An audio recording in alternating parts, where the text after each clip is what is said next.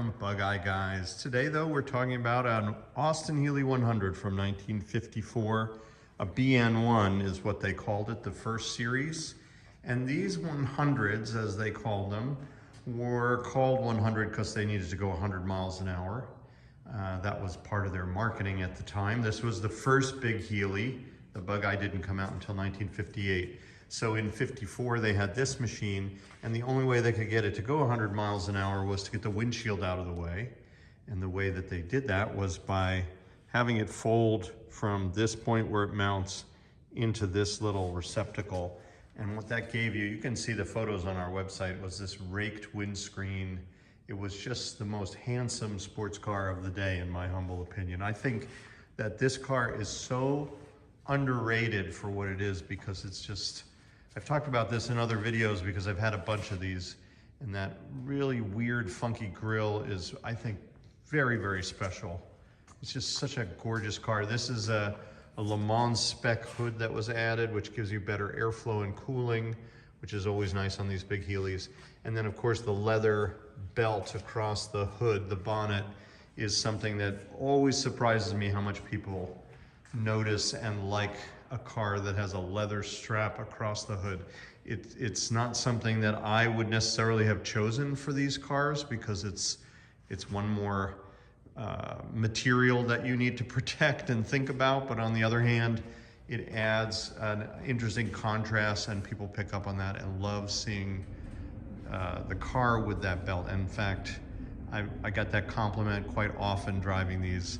Love the leather belt. So anyway, a very sexy and sleek machine. The back end is gorgeous. The later 100s had a little pod with a reflector on the fender line right about here. And these earlier cars, this first BN1 series, did not have that. So you have a much cleaner back end, and I just think this is one of those cars that you're just not going to find anything else like it. None of the other shapes are like it. It's a very special car, and of course, without the 2+2 little seats in the back like the later big Healeys so often had, it makes it more of a pure roadster and a very elemental and special machine. This particular example, I want to call out a couple things just so you know that we have it. These are brand new leather seats. The car, when we first got it, had a tan interior. We restored it back to the black with red, and put in also all new panels. So these door skins are new, and the kick panels are new, and that was all redone just a year ago. This is a really nice wooden Motor-Lita steering wheel, which is also great. And then the biggest upgrade on this car is that this is a Toyota 5-speed conversion. And if you've driven these in their original form, you know that the original transmission is a little cumbersome. The BN1s had a very odd shift pattern where first was here, second was here, and third was here. And then you had overdrive for fourth with this switch. This car, that's all been removed, and we have an H pattern and also a 5-speed. So fifth's over here. I skipped third there, fourth reverses over and back.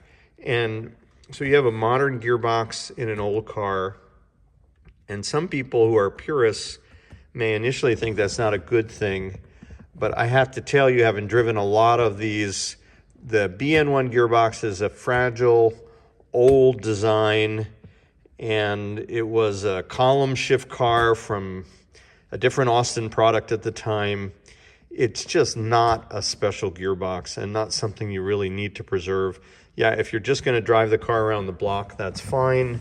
But if you really want to use this car and go out and enjoy it, that Toyota gearbox is absolutely the best thing you can get in one of these Healey 100s. So I'm a huge fan of that. The electric overdrives are tricky, difficult to make work properly. They have reliability issues. There are a lot of moving parts. So I'm a big fan of this Toyota upgrade. You get rid of all of that. This car also, under this rear hatch here, it's a little tricky to lift because the spare tire is in the way, but there's a new spare tire cover there. Anyway, we put in a new battery a year ago, and I'll show you under the hood in a second. There's a lot we did to this car to upgrade it, including an aluminum radiator. Stand by for that. Moving under the hood, we have the leather strap removed, and the bonnet flips forward, as you can see, with this strut here. And here are some of the nice upgrades. This car has an aluminum radiator, and then there's also a 6 or 5 blade plastic fan. The original fan is only 4 blades. This one moves a lot more air. We have new cooling hoses, really nice cleaned up SU carbs, and the Le Mans air box, which is this beautiful shiny air box just on the end of the carbs. And then a custom or aftermarket aluminum valve cover. It's kind of attractive.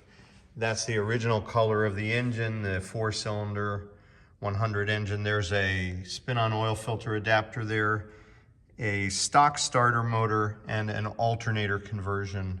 So all of these are nice drivability upgrades to improve your experience of using one of these cars. The transmission, the spin-on oil filter, the improved cooling. These cars can run hot, so all of that is nice to help make the car more usable, especially in warmer climate. So overall, we have a really special, very drivable and showable car. The finish is excellent. All along the bottom, you see it's quite solid. It's a nice restoration. This was a car that was restored in California roughly 10 years ago. And then we just did that entire new interior and a number of mechanical upgrades last year. We inspected the hydraulics, and all of that was in nice shape.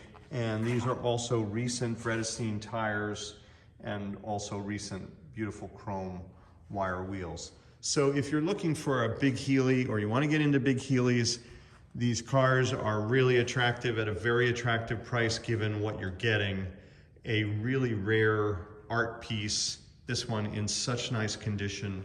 You'll see more pictures of this car on our website at Bug Eye Guys.